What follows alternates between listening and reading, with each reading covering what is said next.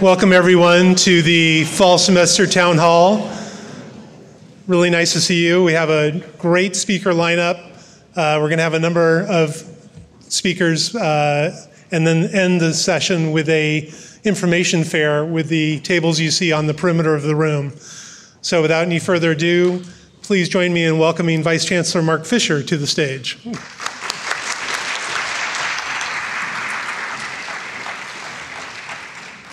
Thanks, Bill. And before I forget, Bill arranged most of this, so he really stepped up our game from the last town hall, and it's impressive to me, at least.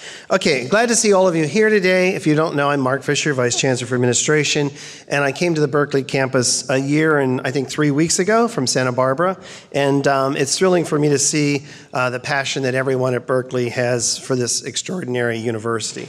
The town halls are something that folks in my past were doing, and I adopted it there and brought it forward here. And I just find it's a really good way to get people together to bring updates to the campus about what's going on campus. In this particular format, we have a great feedback loop. Last spring, you sent comments at the end of the meeting back to us, and we reformatted the meeting based on your comments. So again, this time, I'm sure Bill will have a similar feedback loop. He's nodding yes. And so we will, again, take your comments and make changes that you may have for us, or you may have questions or ideas. We have 4 really important leaders from the campus today. Top of the list is our Chancellor Carol Christ. She'll be sharing her vision and priorities for Berkeley. This is a great time to be on this campus. Vice Chancellor for Finance Rosemarie Rae is here today. She's giving us an overview of the capital program, budget, and strategies. And then our Associate Vice Chancellor for Facilities Services, Sally McGarrahan, will be sharing how Facilities Services keeps the physical campus functioning and ready for teaching and research. Then we have our AVC of Human Resource, Joe Mackness, who will give us an update on the very important UC Path project, which will consume many of our lives over the next 8 months as we get ready to go live.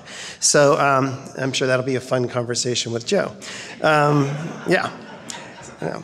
So new this semester, we've reserved, as I said earlier, we've restructured this. We reserved the last half hour of this meeting for networking. Last time we tried networking first, and one of your comments was really better to do that at the end. Let's get right to the subject matter, and then we can stick around later if we can. And then we added the tables, which I think was Bill's idea, and I think they're pretty fantastic. I invite you to visit the tables, find out what these folks do on the campus. I'm going to give one shout out to the big poster over there, which is our library bindery, which is out on the Richmond campus. And they can do a lot of very cool printing, like the beautiful posters you see, and other kinds of materials that you may find useful in your time or work here. And please talk to Mike Foley and his team about what kind of services they might provide for you. Okay, so we had, you all submitted questions. Those questions will be used with the Chancellor today. Chancellor Christ is here with Dan Mogoloff. Dan will be asking her the questions. She'll speak for 10 minutes, and then that was her choosing, and then we'll have 20 minutes of questions with the Chancellor afterwards. So I'd like to now introduce our Chancellor. Chancellor Carol Christ joined the faculty of the Department of English at UC Berkeley in 1970 and spent more than 3 decades as professor, administrator, and campus leader on the campus, obviously. From 2002 to 13, she was the president at Smith College, and one of the country's most distinguished liberal arts colleges, if you don't know Smith. Chancellor Christ returned to Berkeley in January 2015 to direct the campus's Center for Studies in Higher Education and was appointed Interim Executive Vice Chancellor and Provost of April 2016 before being named Chancellor in March of 2017, which is about when I met the Chancellor. Chancellor Christ has played an instrumental role in efforts to stabilize the institution's budget, confront sexual violence and sexual harassment on the campus, create a long-term plan for housing students and scholars, and more. And you'll see there's information on the strategic plan over here today, which I'm sure the Chancellor will talk about.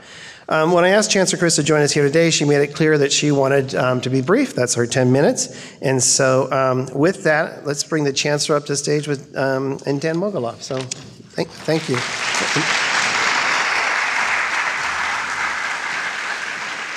Well, it's so wonderful to see you all here today. It's just so great to look out across this room, see so many familiar faces.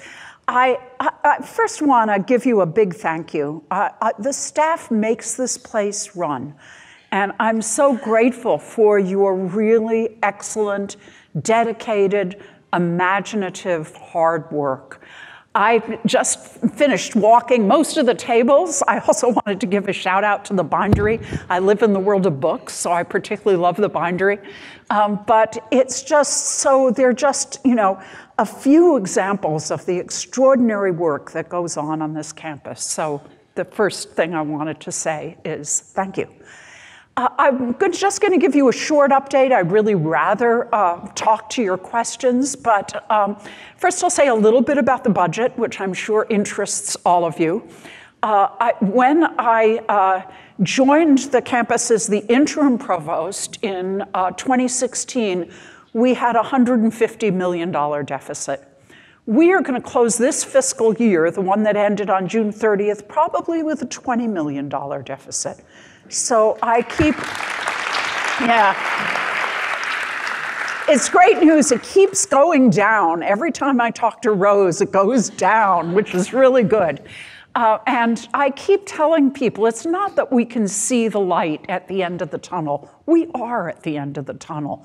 We will have a balanced budget a year early by this coming June 2019.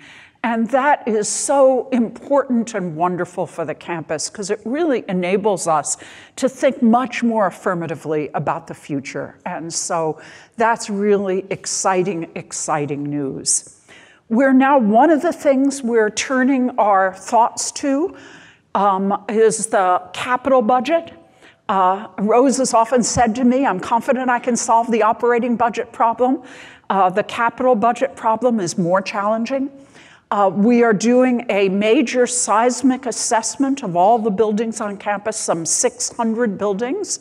That'll take us about 2 years to do, and I'm sure that it's going to reveal that there is a lot of work we have to do seismically, and that will be the foundation of an advocacy campaign with the state to get state funding for seismic retrofit. We're also working hard on deferred maintenance. So I want you all to know that we are thinking hard about strategies about the capital budget now as we've resolved largely the operating budget problem. I want to also thank you for all of your hard work. I know these changes in the operating budget, the reduction of the deficit, have not been without sacrifice on your parts, on many departments' parts. So I want to thank you for that hard work. This is a really complex, distributed place, and you can't do anything from the center without many, many departments and units working with you. I wanted to spend the few minutes that I was going to speak to you before the questions talking about the strategic plan because I'm so excited about it. The deadline for comments is October 15th, so less than a week away. And we started last year, as you may remember, with 4 questions that were important for the campus.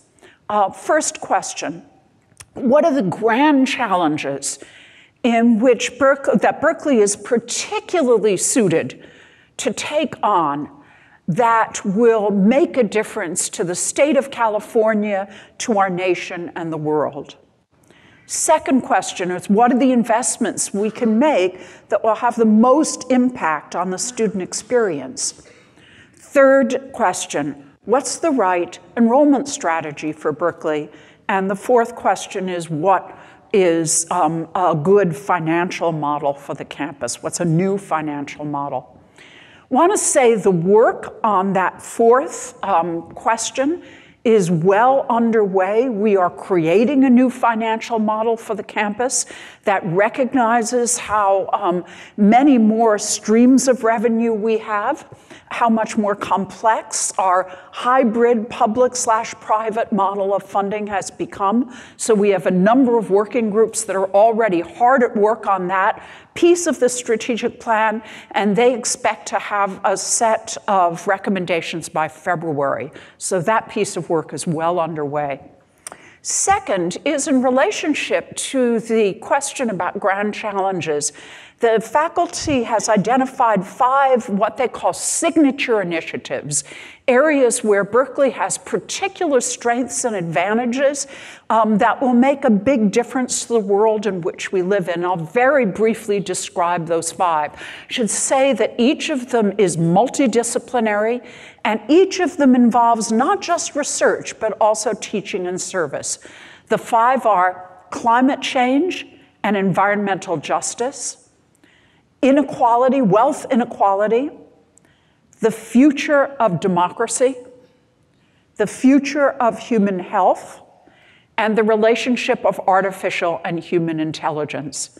So we're just now at the point where we're appointing small working groups to try to figure out how we would proceed with each one of these.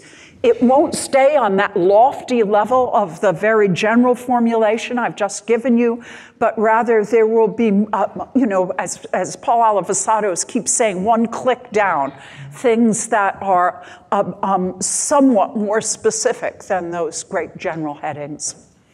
In regard to the student experience, the most important thing I believe we can do is expand our housing available for students. We are on course to do that. We have a number of plans that are moving forward well. We want to double the capacity of our student housing within the next decade. I keep getting the question, just double? You should go further than that. But first we'll double, and then we'll go beyond that. In terms of the student experience, we now have a model that I am really compelled by. You know that we have over 100 majors at Berkeley. And so with that kind of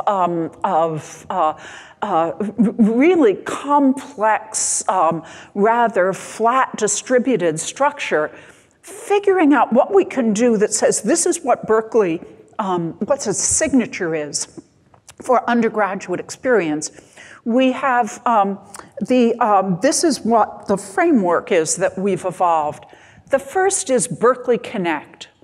In other words, what we guarantee to each student are the navigation tools from orientation to sufficient investment, which I don't think we have, in advising, to the actual program called Berkeley Connect that enables every student to be able to navigate this campus on the same terms. I've become really concerned about what I call equity of experience. There are some students who come here and this world is their oyster. They know exactly how to navigate the campus. Others have many, many more challenges. If you've ever tried to give directions to someone on the campus, as I'm sure many of you have done, you know how hard it is to do that because none of our major wayfarers have names. And that's become a kind of metaphor to me for the campus more generally. And we have to always keep in mind that some students come from generations of bears and can navigate this campus well. Others are the first in their families to go to college. And so we have to provide better navigation tools for our students. Second, so first is Berkeley Connect. Second is Berkeley Discover. This is the DNA of this campus is research. We want every student to have the opportunity to do work that has the nature of independent individual discovery. Many departments do this already. We want to expand and formalize those programs. Third is Berkeley Engage. It's not enough to do research. We want every student to engage with the world and whatever is his or her set of commitments. I just walked through Sproul Plaza on my way here, and I got lots of little flyers from students who are very actively engaging. We want, again, to formalize that more so that every student has both a discovery and an engagement experience. And then finally, it's Berkeley Reflect, because as I sometimes, quote, the unexamined life is not worth living. I think the unexamined education is not worth having. So we want to provide multiple opportunities for students to reflect in the course of their education here, and also provide a way for students to create an electronic portfolio that contains not just their coursework and their grades, but indeed all the multiple ways in which they've engaged with the campus. So I think I'm going to stop there and we can turn to questions. Thank you, Chancellor. As Marc mentioned, a lot of you submitted questions. We've sort of clumped them together into three primary buckets. One is budget and finance, the other is the workplace, and the final is community and inclusion. And since you are where the buck stops, let's start with dollars.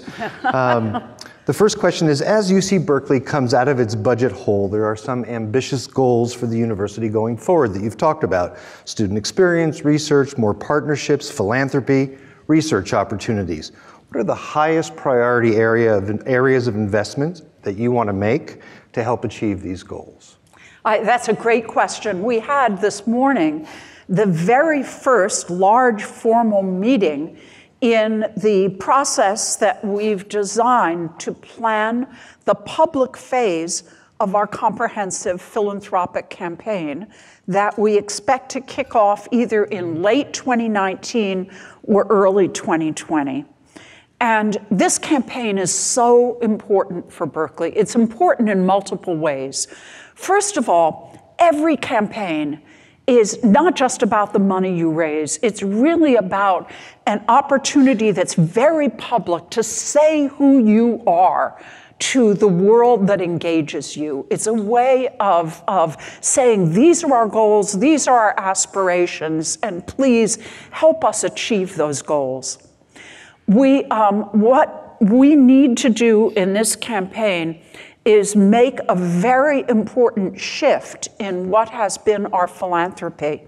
Berkeley is a kind of Johnny-come-lately to the world of philanthropy. We had our very first comprehensive campaign for the campus in the late 1980s. That's, decades upon decades after places like Yale, Harvard, Princeton, have been raising money for their campuses.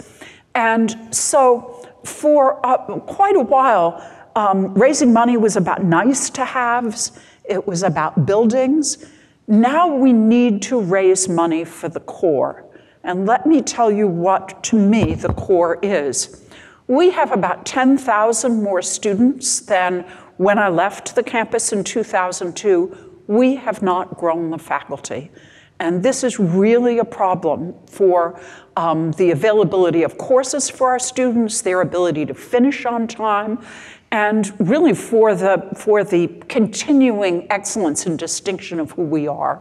So we're going to be raising money for endowed faculty positions. We're going to be raising money for graduate student support, where our packages have fallen way behind in terms of their competition. We're going to be raising money for undergraduate financial aid, where students keep saying that our financial aid packages simply don't meet the cost of attendance. When I say we're moving to a hybrid financial model, we are growing revenues. And I feel so pleased that we are meeting our deficit reduction targets by more growth in revenues than reduction in expenses. And we will continue to do that.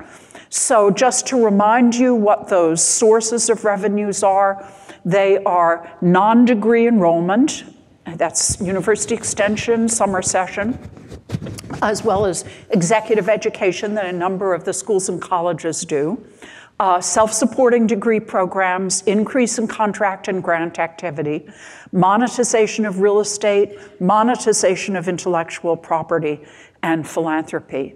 But my main objective in addressing our budget challenges, my main priority, are to support our core operations in an adequate and sustainable way. We have to see ourselves as responsible for our own financial plan and develop one that's robust. So I just want to follow up on one thing that you mentioned. All the revenue sources you described are non-public sources to some degree. What impact do you think that's going to have, or could it have, on our public character, mission, and ethos here? I think that we have to always keep in front of us our identity as a public institution and our public funding. And people often say, oh, the state only provides 12% of Berkeley's support. That's actually a very deceptive number, because in the whole, that 12% is a part of, is included all our contract and grant activity, all of our auxiliary revenues, housing, dining, the Cal performances, the ASUC, all of the places that take in revenues and basically spend those revenues on their operations.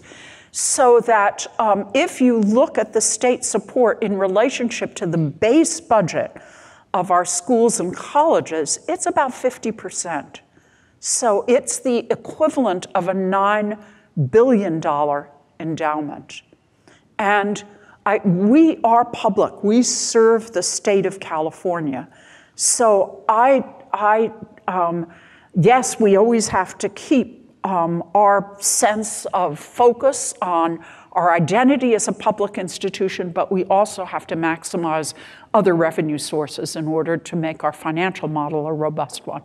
Thanks. And actually, the next question is about the state, and it goes as follows. We've been told that it is highly unlikely that the state will reinvest in higher education.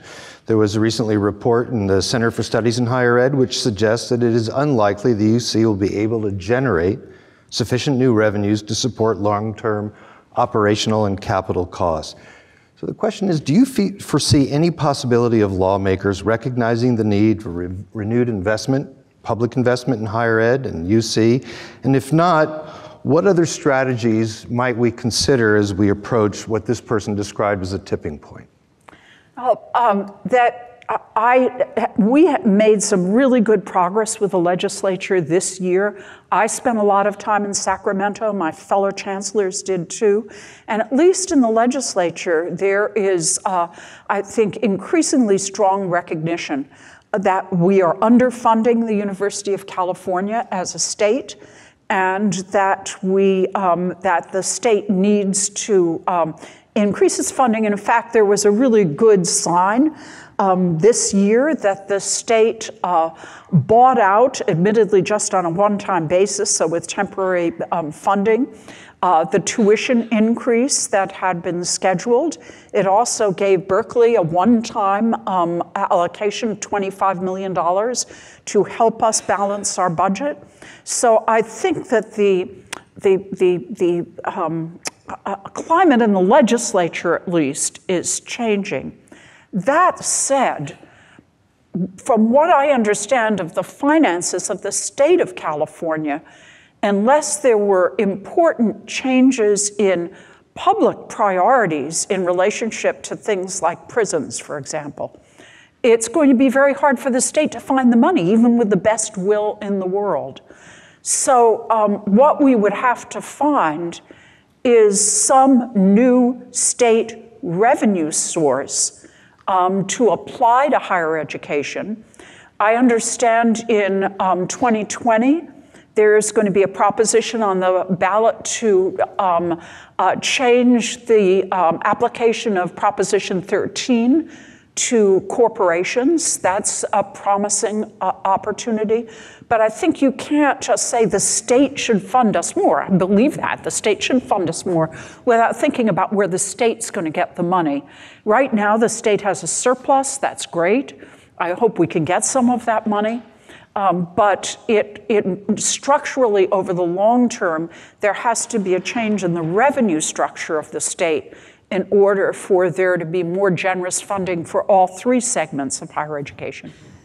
So I'm going to move now more to the workplace, though obviously there's an intersection here with financial issues, and there were a number of questions and comments that expressed concern about the workload. And so let's start first of all what you're thinking about in terms of possible investment in staff or physical plant, and what your appraisal is of our current staffing level here on campus. This is a hard issue. People complain, and I think quite rightfully, the campus is expecting us to do more with less. We have to do less with less. And that requires a really hard process of rethinking our workflows. We have to become a simpler organization with simply less work to do. I do not see our staffing levels increasing. I think we have to address this issue by changing the actual work that we do in order to make the workload more bearable. Thanks. There was also a question about labor union contracts, and of course those are contracts that are negotiated in Oakland at the Office of the President. But I thought you might want to take the opportunity to comment about how you see the role of organized labor, represented employees here on campus, and their part in the community. I'm a big supporter of unions. I think they've been extraordinarily important throughout U.S. history in getting better conditions for workers. I'm saddened by the fact that unions seem to be becoming less strong. So I think that they have a critical role at the University of California, but really across the state and across the nation. Okay, now we're going to touch the big third rail issue. The question is, well, you'll hear. The amount of building, it says, going on around campus is exciting, but it is becoming harder to find available parking. Is there a long-term plan to address this? Yes, as a matter of fact, there is. Mark and I have been talking a lot about where we could build another parking structure, and we have some places in mind. I'm very aware, since I come and go in the middle of the day a fair amount, that there isn't a lot of parking. Not if you go in the middle of the day, but if you come back in the middle of the day, it's very hard to find a parking space. So we really, I suggest when Mark is up here, you ask him this question. Okay, it's flowing down. But it is something we're talking very actively about. Yep, parking flows downhill, I suppose. Yeah, that's right. So the next question is, I've read a lot about Berkeley's need I thought you were going to ask me about People's Park. Oh, go ahead. People's Park. Is parking? Okay, as long as we're at it. People's Park. Where do things stand? Are we actually proceeding with that? We're proceeding with People's Park. I think most of you in this room probably know that I think what's going to unlock the site, as well as be true to our civic responsibilities, is to build on about a quarter of the site, between 100 and 125 beds for long-term housing of the homeless. That building will have services in it. And it will also be a place where our students in our School of Social Welfare and a School of Public Health will learn to work with homeless populations. About a quarter of the site will be a park, and about half of the site will be a place for student housing. Super.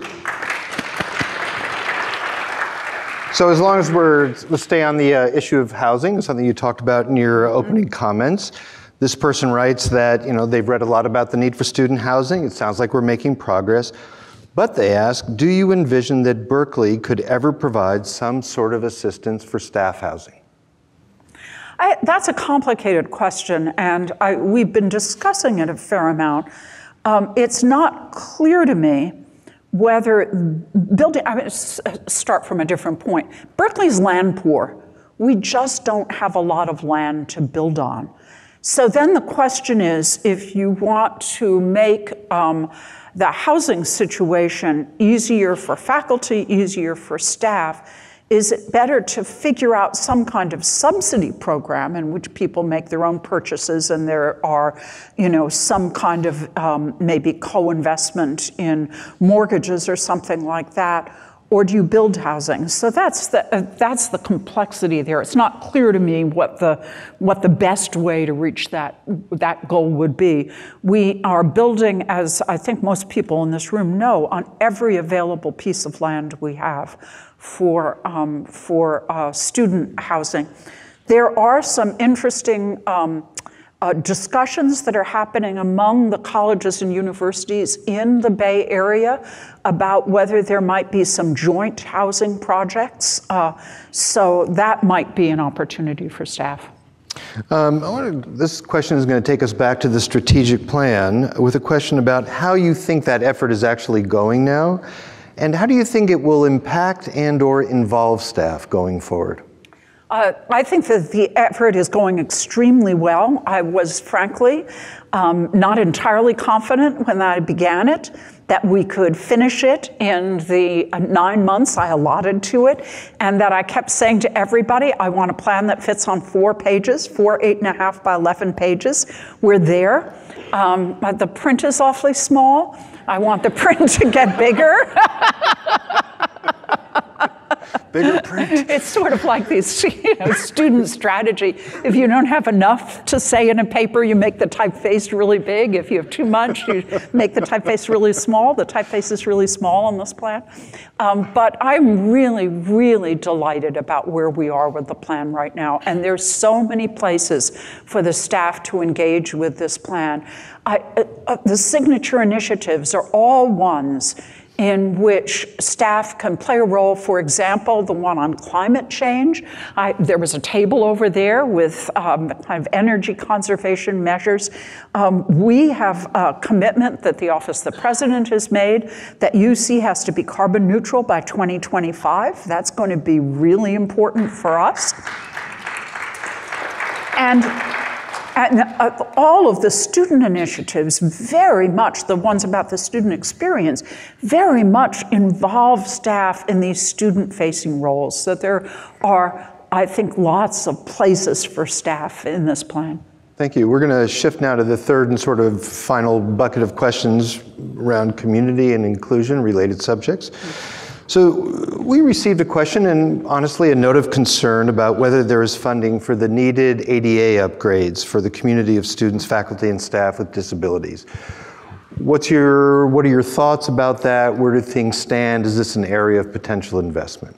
It certainly is an area of potential investment. It's not only our obligation, it's the right thing to do. And it's one of the areas that I identified when I began, actually when I was the interim provost, where I felt we weren't doing enough. And in this area, Berkeley was a pioneer in ADA accessibility, and it needs to be a pioneer again. So yes, indeed, it will be an area for investment. So one of the things you stated early on in your tenure was the need to rebuild community, a sense of belonging, inclusion, and you mentioned equity of experience. This also was core of Berkeley values. Can you share a little bit about how you think we're doing on that front and where we need to improve on that front? That is, frankly, when I began as chancellor, I identified 5 goals. One was building community, which I'm about to talk to, increasing diversity, improving the student experience, investing in research, and building a new financial model. Of those 5, building community is the most challenging. And it's challenging for a number of reasons. First of all, we're just really big. Where, if you compare different kinds of, different college and university campuses to different kinds of communities, you have some, like Smith College, where I was for 11 years, that's like a town. And there are others, like Berkeley, is like a city. And how do you build community in a city? You do it in part by enabling people to find their neighborhoods. You do it in part by things that build spirit across the campus. We've had lots of challenges to community. I think the free speech controversies of last fall were very erosive of community. They were extremely difficult, as we have our constitutional obligation to allow student groups to invite whatever speakers they want, but those speakers do not always say things that are consonant with our principles of community. And I know it was hard for many, many people on campus, including, of course, staff, to have the campus as, to have as heavy a security presence as there was, to have so many barriers, to have it essentially the Sproul area shut down. I think the Free Speech Commission has made a lot of really good recommendations, which I'm in the process of implementing. So when we have an event like that again, I think we'll do better at it and we'll make better choices. But that I think has been erosive of community. And then in addition, we are simply not diverse enough as an institution. I'm just going to talk about the undergraduate student body for a moment. The African American students are only 3% of our undergraduate student body. That's not enough. If you can imagine what it feels like to be 3%. It means in a group of 100, there are just 2 other people like you. Native Americans are a kind of vanishingly small percentage, about 0.6%.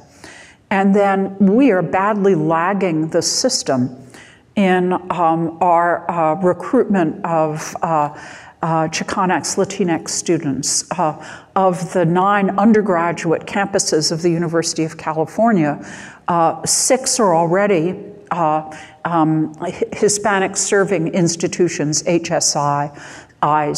San Diego and UCLA are very close to that goal. We're only at 14, and HSI is 25% of your undergraduate students Hispanic. We're only at 14.5%. So we have a lot of work to do on the diversity front. We also have work to do on staff, on leadership on campus, and also on the faculty. And that has, again, a negative impact on community because it makes some of our students, our staff, our faculty feel, where's somebody who looks like me? Do I really belong here? So that's an important priority that very much is connected with community. So in that same vein, I've sat through more than a few interviews with reporters who received from you, I could only describe as quite a look when they ask you, what was it like to be the first woman chancellor of UC Berkeley? Nobody asked that question, let me just recommend. But you have a unique perspective, and we're also in a unique national moment right now around issues regarding gender and regarding sexual violence and sexual harassment. What are your own thoughts about where we are as a campus and the road we need to travel and how things have changed for the better or not? So what I always say when a reporter asks me that question is nobody asked Clark Kerr what it was like to be the first male chancellor. And so, but I think we have made some good progress. We have a long way to go. This is a moment of, you all know this as well as I, extraordinary polarization in our country around this issue. You've all seen it play out in the hearings to confirm Judge Kavanaugh. And yet the fact that this issue has so much greater a public profile than it did, say, in the Clarence Thomas, Anita Hill hearings, suggests we really have come further with a lot of resistance, but we have come further.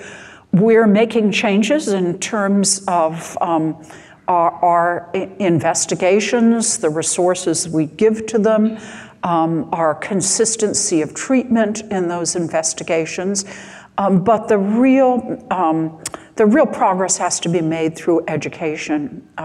Sharon Inkelis, who's my special assistant for sexual violence and sexual harassment, has been making wonderful progress. She's been going to a lot of departments. If you want her to come to your department, she's very happy to do that. The My Voice survey has a lot of very interesting insight for us. So last question, you mentioned in your opening comments that not only do we see the light at the end of the tunnel, we're coming out of the tunnel. What are we coming into? Where do you see this university 20 years from now? How does the future look to you? Gosh, 20 years is a lot. Let me try 10. I think some of the things that are in our future are, I think that we're going to have a lot more online capability. It's not that we're going to have undergraduates doing their educations online, but we're going to have a much more fluid movement between digital and in-person pedagogy. We don't really have a digital strategy for the campus, an online strategy. I think we very much need one, so that will be something that will be important in our future. I see a greatly improved physical campus with much more housing for the students. I see a campus that is much more deliberately focused on undergraduate education than we currently are. I see a campus that's much more diverse than we currently are, and a campus in which we are doing all the things that Berkeley has done for decades. One of the things that was very striking to me in this past Nobel week is of the three academic kinds of Nobel Prizes, the one in physiology and medicine, the one in economics, and the one in chemistry, is one of the two prize winners in each category had a Berkeley history. Jim Allison was on the faculty, the co-winner of the prize in medicine. Paul Romer, the co-winner of the prize in economics, was on the faculty in economics here, and the winner of the chemistry prize did her graduate work at Berkeley. Now, the caution, I think, to us is these two faculty members were recruited away from us, so they're no longer here, and you can say something, I think, about our competitive position. Jim Allison needed to be at a place to continue his work that was in a medical school. But we will continue to, I don't know if there's another university in the world that can say that kind of connection to these three Nobel Prize winners. So I hope in 10 years we have more specially reserved parking spaces. So, Chancellor Christ, on behalf of everyone, I want to thank you for being here today and all you're doing for the university. Thank you. Thank you.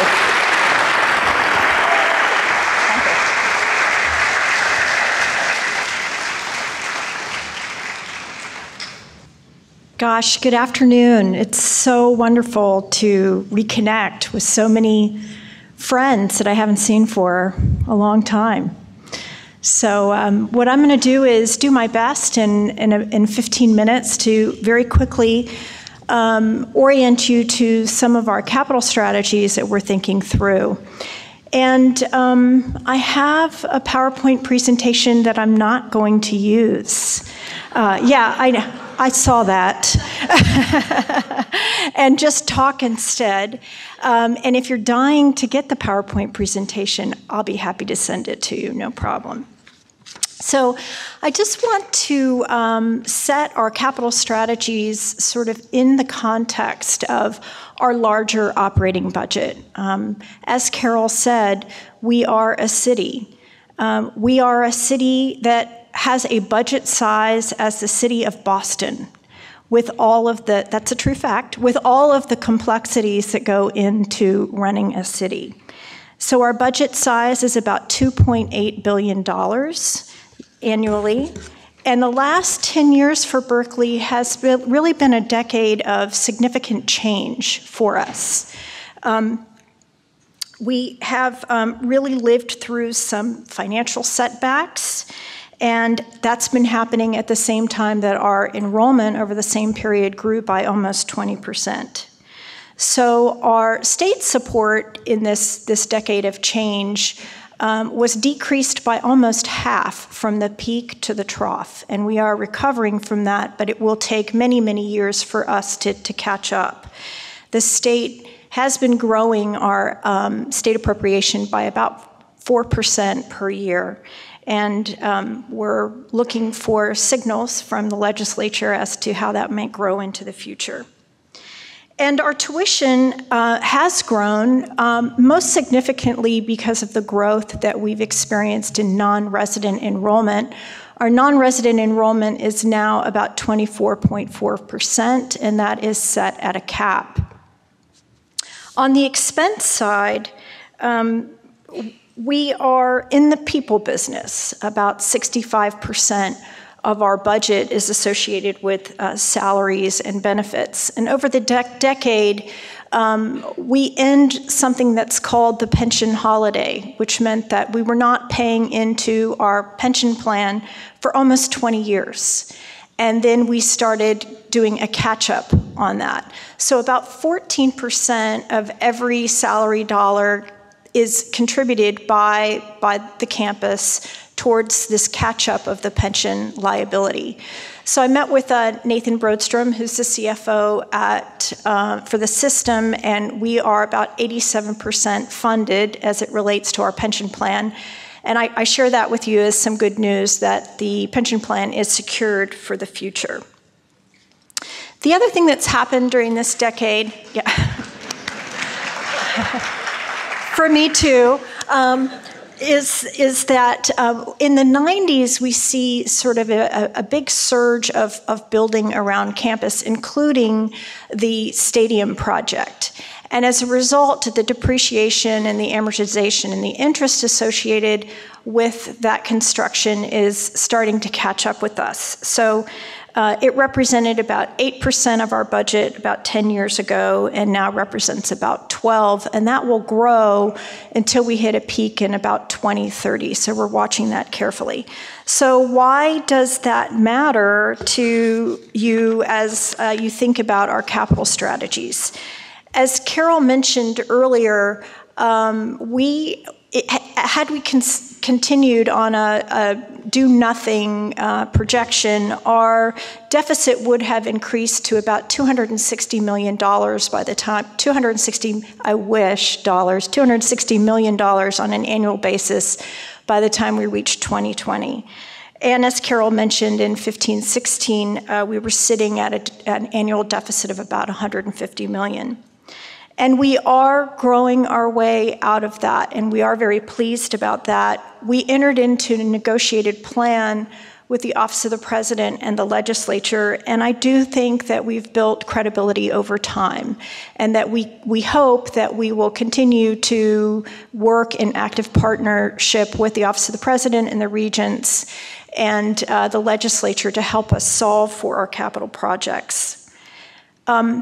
As a result of so why that matters is that as a result of our financial position, we lost our ability to issue any new debt. The state had stopped issuing debt for the University of California in about 2006. So we haven't had any state support for bonds since 2006. Now we're going to be able to slowly turn the faucet on and start looking at how we might be able to extend some new debt issuance, which is great news. But when we look across Berkeley's physical infrastructure in comparison to the rest of the system, we have by far the oldest infrastructure in the University of California. Almost 75% of our buildings were constructed before 1950. And we sit on an active fault. So I think that sort of summarizes our seismic issue. I'm very good at obvious statements. As we look forward for the next 10 years, we've just completed a capital financing plan, and it reflects that we have about a $4 billion problem to solve for. And that's a combination of seismic work that needs to be done and deferred maintenance, which is about half of that. And the remaining $2 billion is associated with either retrofits of existing academic buildings, new academic buildings, or for our housing projects. We have a limited time horizon to solve for our seismic problem. The university's President has issued a policy that we have to address all of our seismic retrofits by 2030, and everything has to be sort of in design or active remediation by 2028. So that's really not a lot of time for us to get going on that.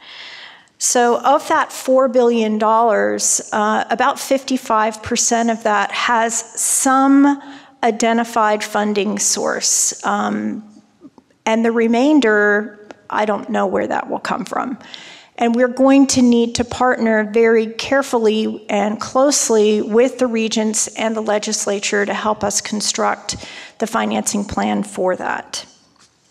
So we have started, as I mentioned, the president has established or mandated that we address seismic by 2030.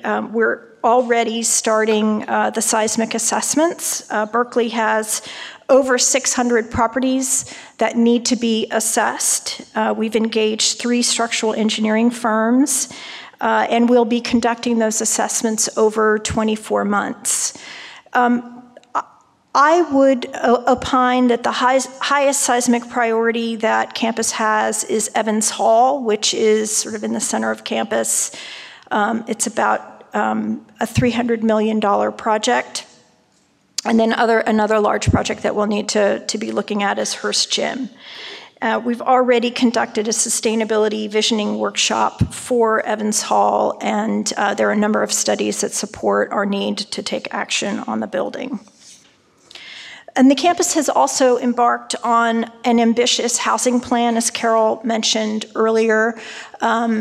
We are hoping to double our housing stock, which is currently about 7,500 beds in the next decade. And to facilitate that, we are partnering very closely with Student Affairs and are in the process of interviewing a master housing developer who can help us plan all of our housing projects in a holistic way, rather than just looking at things site by site by site. First out of the chute is People's Park, which will begin our planning process within the year. Lastly, as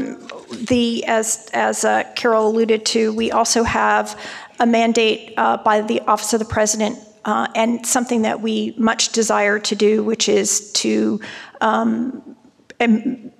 improve our carbon neutrality or get to carbon neutrality by 2025, which also puts demands on our debt capacity and our ability to carry a large number of capital projects.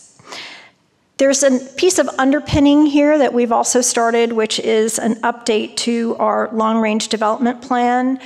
Simply stated, the long-range development plan, or you might hear people referring to it as the LRDP, is a strategic framework for our future land use decisions. And this is a challenge for us at Berkeley. We are more than land poor, we are very land poor. And we need to really use a system that helps us identify the highest and best use for all of our capital projects. It's also a process that allows us to anticipate our academic needs, and we'll be drawing upon the work that's been done in the strategic planning process. We're also completing an environmental impact report, which helps us understand the environmental impacts that our growth in enrollment have had on things like water and utilities, et cetera, traffic patterns. And that will be completed in November. And I'm looking at the time, and I think I'm just right at time. Thank you very much. And if you have any questions, either later or you'd like to email me to ask them, please feel free to do so. Thank you.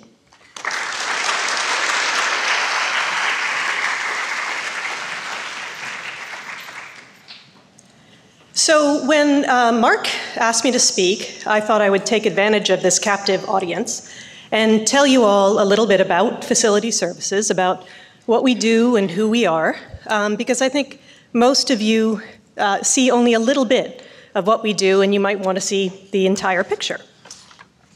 So, Facility Services is responsible for the entire campus physical plant.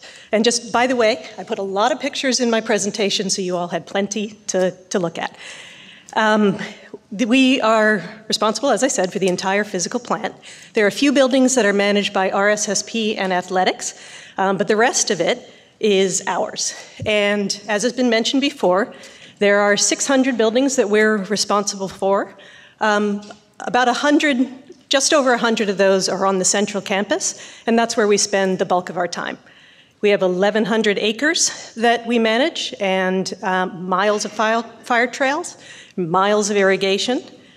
We have very complicated building systems, hundreds of thousands of physical assets, and one of my favorite statistics, 10 million light bulbs that have to be kept lit at all times.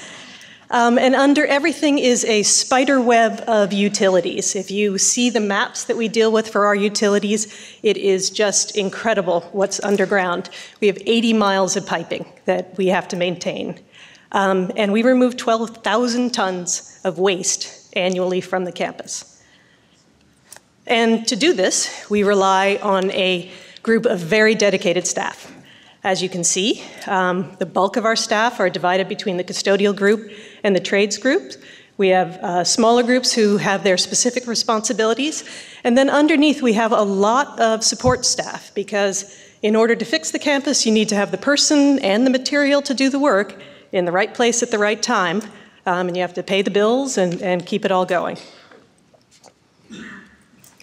We're divided into different operational groups to meet our responsibilities. We have the Engineering and Technical Services group, and this group acts as our utility company. So utility providers stop at the campus border, and once you're on the campus, it's all us. One of the main functions of this group is managing the cogeneration plant. So we are our own heat and power provider. This is significant because as of a year ago, we took ownership of that plant. Previously, it was both owned and operated by a third party. It's ours now, and we did this for two main reasons. One, because we thought we would be more cost effective running it ourselves, and we have been. And we are using the cost savings that we're realizing to reinvest that money in energy efficiency projects so we can keep going to become even more energy efficient, and because owning the plant actually frees us up to meet the carbon neutrality goal, because we're in control of our own energy destiny. This group manages our utility contracts. The energy office lives with this group to keep us all focused on efficiency. The building control systems, which is actually also very tied into energy efficiency, and then the PM and fire alarm groups. Maintenance operations. So this is sort of the core of facility services. This group does all of the maintenance and repair work on the campus. They are responsible for more than 45,000 work orders annually. So just keep that in mind when your work order might not be moving as quickly as you hope. And as you can see, we have a number of different trade groups, because pretty much every trade that's out there is a trade we need on campus because of how complex this institution is. Custodial grounds and zero waste. This is the other core group of facility services, and this is the group that keeps the campus clean. It does routine and project cleaning, and it maintains all of the grounds. So sort of everything that's not happening in the buildings is maintained by this group. So they do our landscape, they do our hardscape, they do pest services. They do fire mitigation, which is, as we all know, is increasingly important. And they manage People's Park. So we are in particular looking forward to the development of People's Park. And they're responsible for waste services and zero waste. That's a major effort of the campus, so please do visit the table to learn about that afterwards. Asset management. So asset management is all about data. Underlying everything are the assets that we work on, and we need to track all of those. And those can be a building, and those can go down to a small valve. And in order to do work on those assets, they need to be on our system. We need to know their condition. We need to know when they need to be replaced, how much they will cost, what their life cycle cost is, total cost of ownership. So this group is responsible for collecting and analyzing that data, and then providing it back to us to make informed decisions about what we choose to do. They're also responsible for customer service things like MOUs, like renewal planning, like making sure that work in buildings is integrated correctly.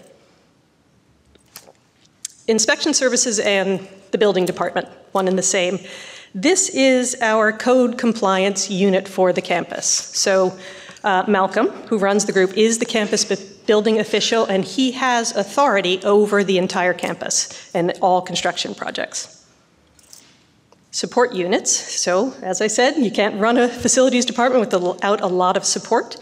So these are the people that make sure that we can do the work we need to do. Most of you will have interacted with our customer service group, but we also have business operations, administrative operations to make sure that our personnel are supported, and then IT, because we need computer systems to make sure that we know what work we need to do. So I want to finish by focusing on a few current initiatives that we're really paying attention to right now.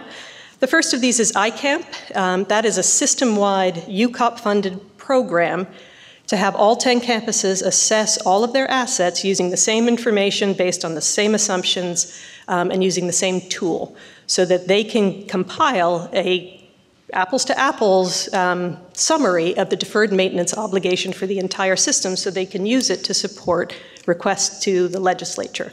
I think this is going to be a wonderful tool. We're looking forward to seeing what it reveals for our deferred maintenance need on campus. Our concern is that it is going to increase it, or we're going to have a better idea of what we need. Energy efficiency, we are focused on that with the purchase of the cogen plant. Fire mitigation grants, we just received $3 million in grants to do fire mitigation work on the Hill campus. So we're going to be focusing on the evacuation routes first and the fire trails to make sure everyone can get out if they need to and first responders can get in. Carbon neutrality, this is a big goal. 2025 is looming fast, and we're looking at things like the cogen plant and every measure we can possibly take to meet that goal. That's going to take a huge push. Zero waste. The students came to us and asked us to confirm that we were going to make that 2020 goal, and we have reinvigorated that program.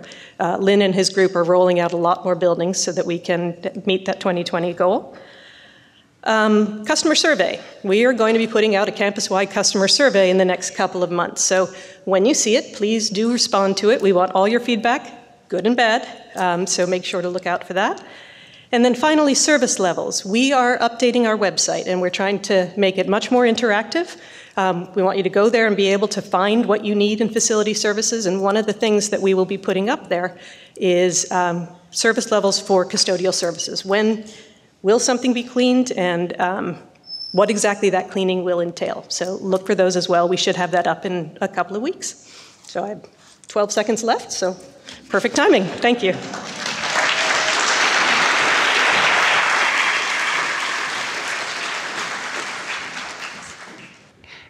Good afternoon.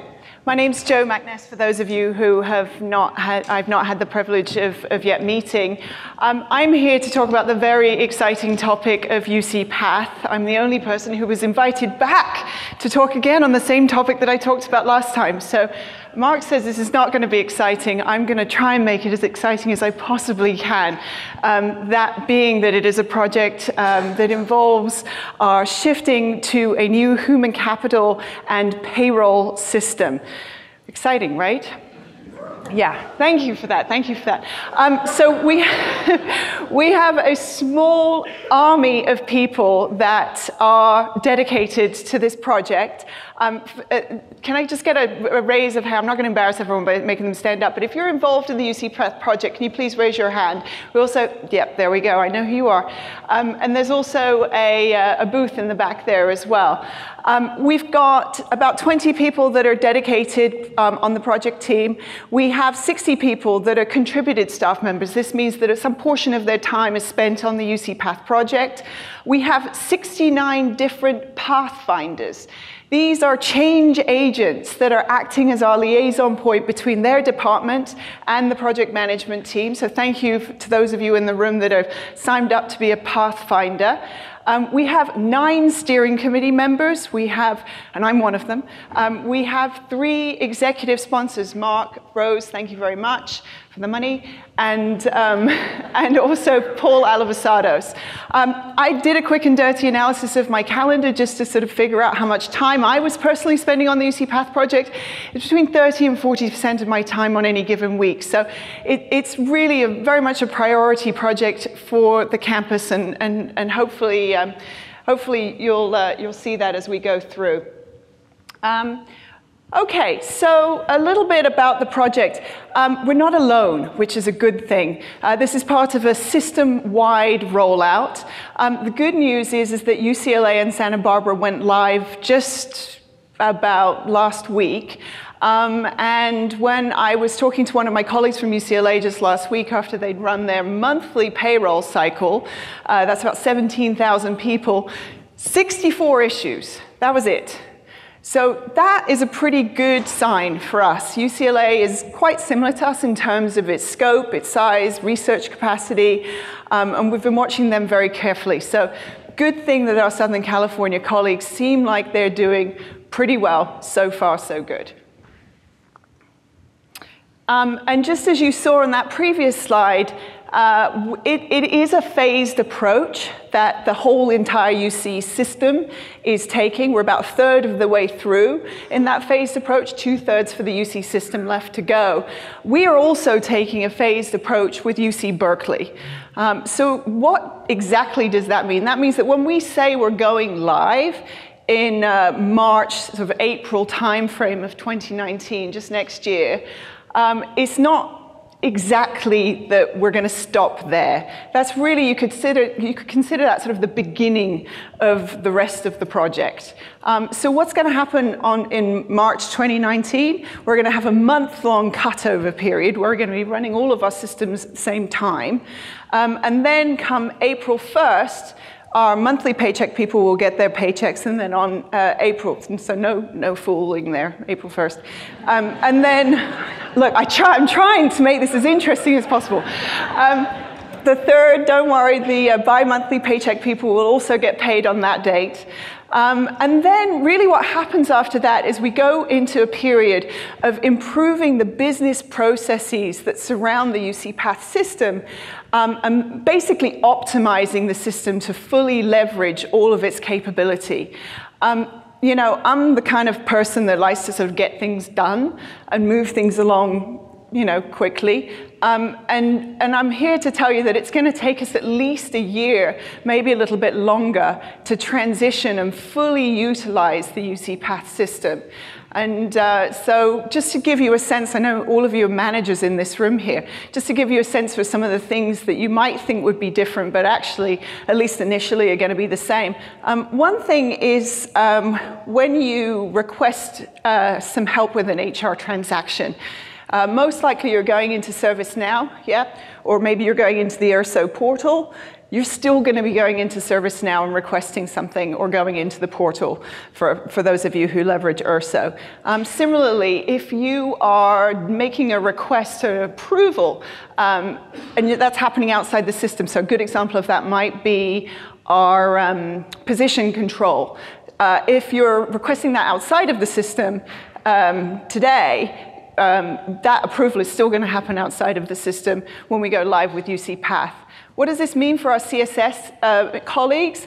That means that there may be a little bit of double data entry to start out, and I know that if any of you have been paying attention, that is not aligned with one of our guiding principles for the project. We will get to a place where we won't have double data entry, but for at least the initial phases, we're going to be using the ticketing system ServiceNow, as well as the UC Path templates. This is the form basically that people use to fill out and provide information to the Path system.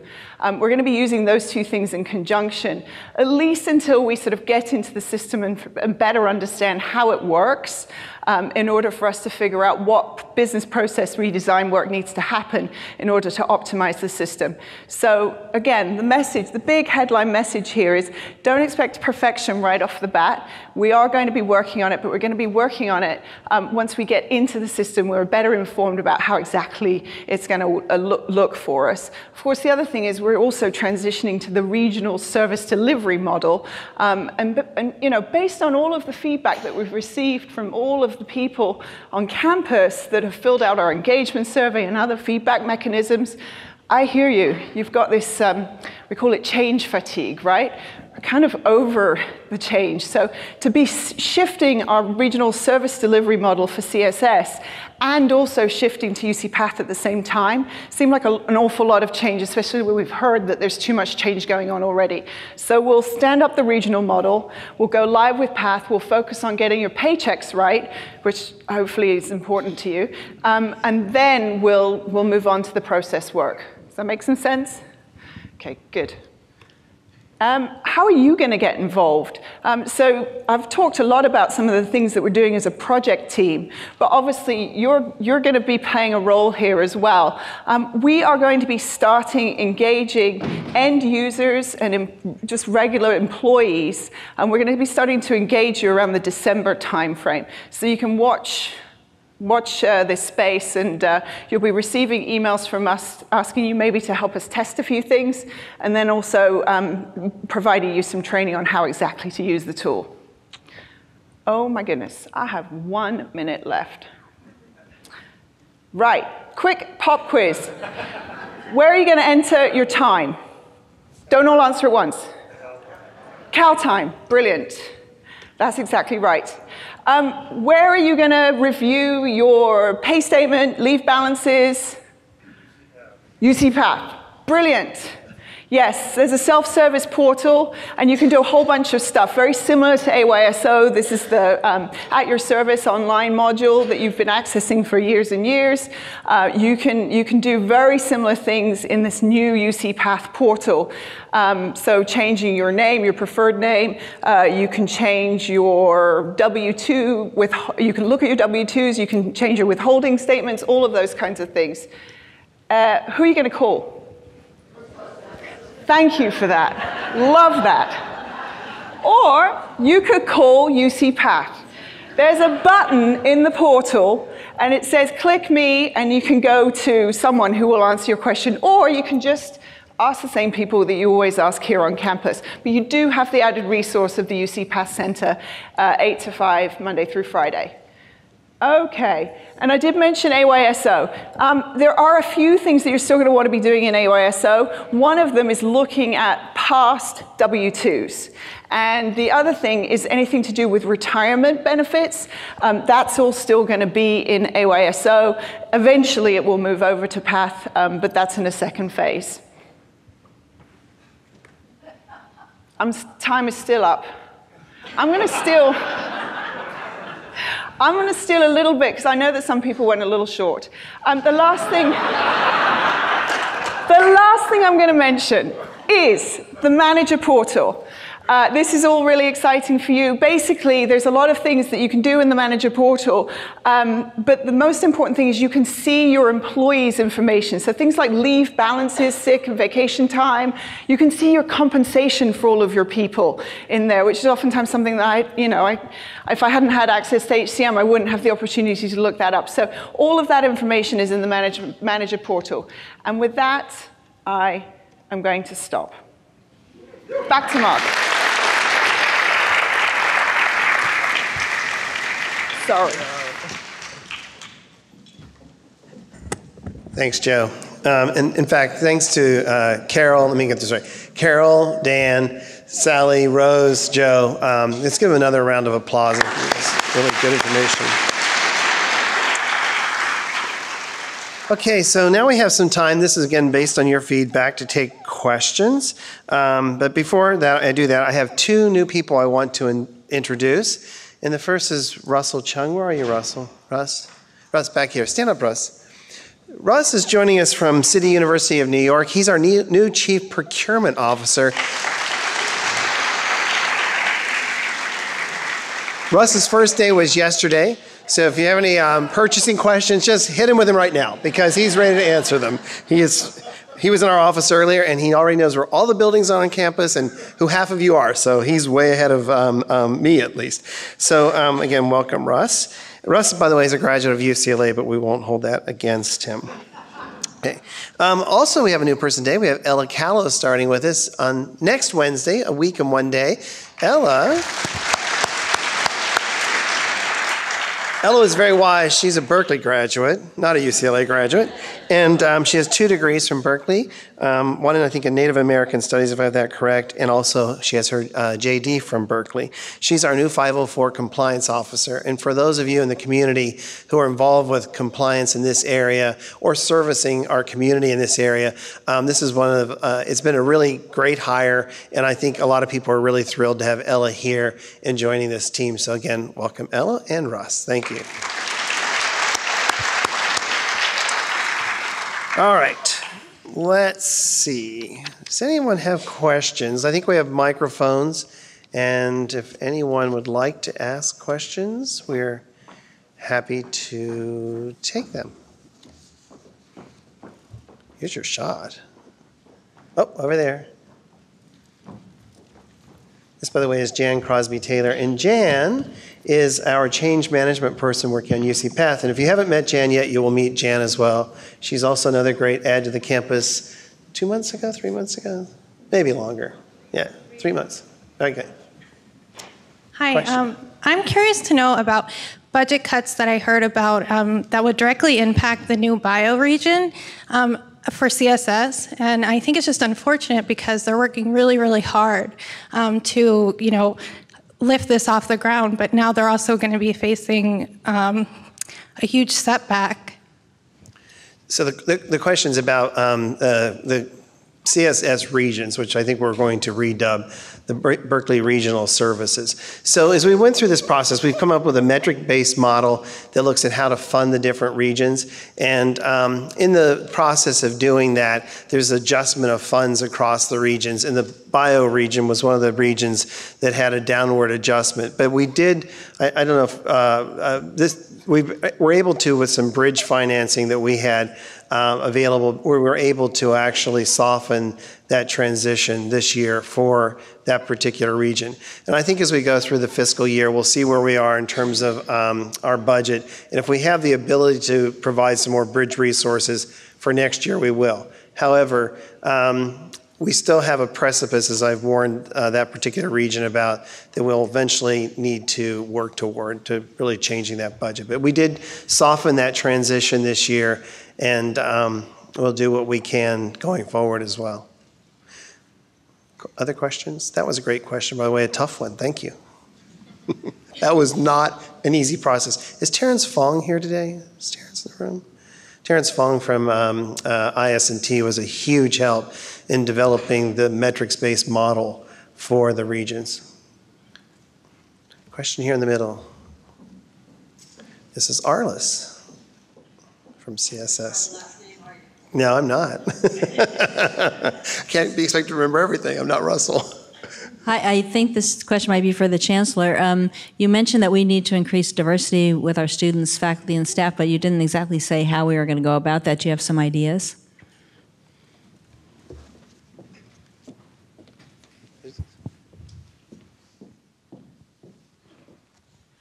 Yes, I do have some ideas. I mean, with students, we're going to look at all of the pieces of the admissions pipeline, from what we're doing in outreach to every part of our admissions process to what we're doing in yield.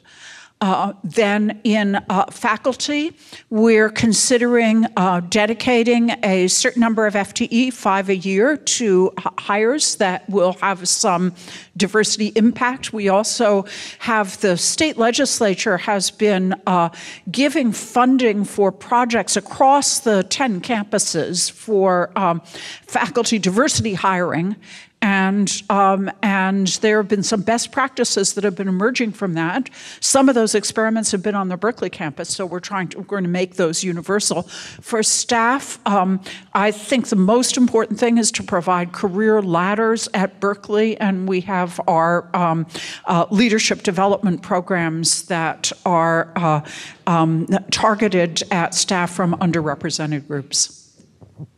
And Inette Deschler is sitting almost next to you, so she can talk to you about those programs, which I think are hugely successful. They're just starting, but they're really good. Other questions?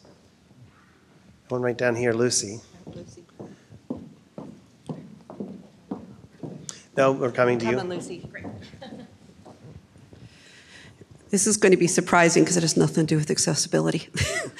It's really, really promising to hear a lot of the cost-saving measures and a lot of the information you're putting towards diversity and things like that. That's been really positive, and I wanted to thank all of you for that. That's fantastic.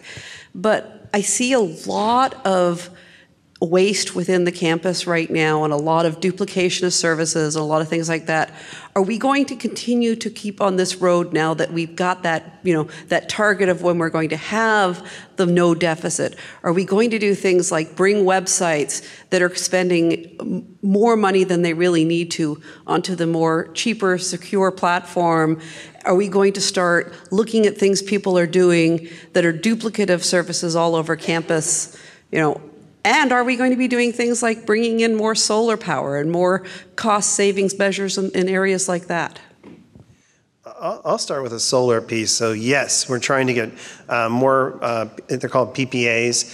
It's a power purchase agreement to buy more solar energy for the campus. So let's start, that's sort of an easy one, Lucy. On the issue of, doing business differently. The Chancellor really touched on this with doing less with less. That's exactly what I think the Chancellor is saying, is that we need to look at places where we have duplication of services or we're doing things that we don't need to do and just not do them. That's a way to make sure that we have the right number of staff assigned to the right workload so that we're not overstressing the organization. So I think that these are really critical points and ideas. And I encourage any of you or all of you, if you have ideas about where we have duplication of services or where we can do business better, to let us know. Any one of us would be happy to field those ideas and act on them as quickly as possible if we can. So again, your help would be hugely helpful for us.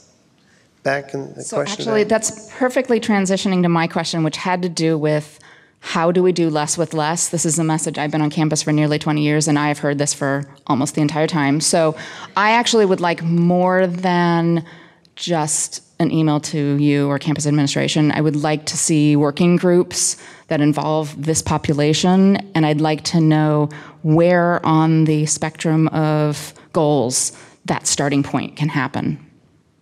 Point. Does anyone else? I think that's a great idea, by the way. Anyone else want to address that one, or? We're going to take the idea. How's that? My big red screen says time's up. I'll say a little bit about it. I think that's a great idea. I mean, one of the problems that, or the challenges of trying to do less with less is unless you know the real sort of down in the weeds processes of how things are done, it's hard if you were an administrator at, say, my level to figure out how to do that. I can tell you about my job and the stuff that I think is a waste of my time, but but I think you really, really need to. I think the idea of work groups is a great idea.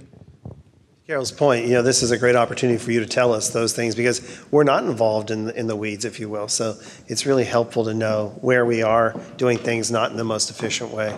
I got a question in the back.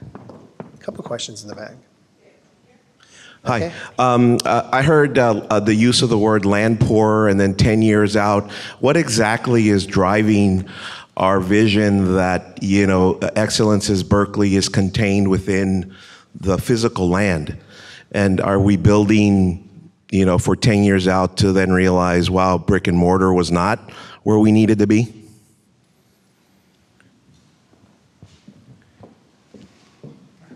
We're just going to let you keep the microphone. Yeah, that's a really good question. That's what I meant by saying we really need a digital strategy. One of the things I think we've learned from our, the kind of thought process that went into the Richmond field station is people want to be on campus who are connected with Berkeley. And we have, if you think about a campus like Davis or a campus like Irvine or a campus like San Diego, they have lots of land. We don't have lots of land. So we have to, Rose said something that I think is really important.